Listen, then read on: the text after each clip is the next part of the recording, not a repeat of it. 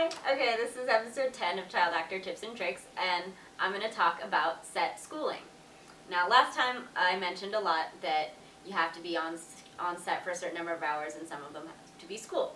So this time, I'm going to talk about that school thing.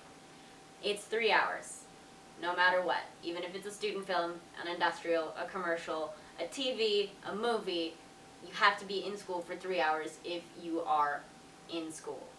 And that doesn't matter if you are homeschooled, it doesn't matter if you go to a private school, it doesn't matter if you go to public school. You have to have 3 hours of schooling. What there is, however, is this thing called banking, which means you can go to school for 4 hours if they're not going to need you for very long, and then you have an hour stored.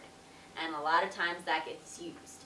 Not every set will do it, not every studio teacher will do it, but you might be prepared, you might get banked for 3 hours of school or 4 hours of school. The other thing about set school is public schools have a law about excused absences for working actors.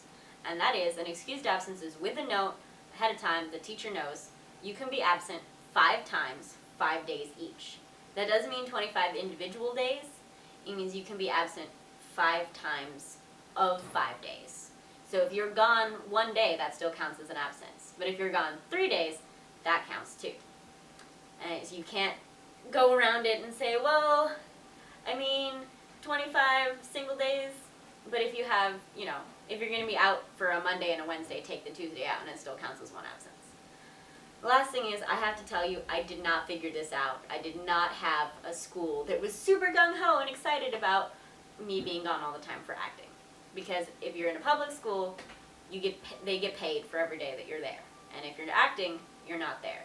So I gotta tell you, I went to public school, I went to a charter school, I went to a Montessori school, I went to a private school, I was homeschooled, I moved schools. I was not in the same school 2 years in a row until I went to high school because I just had to keep moving for acting.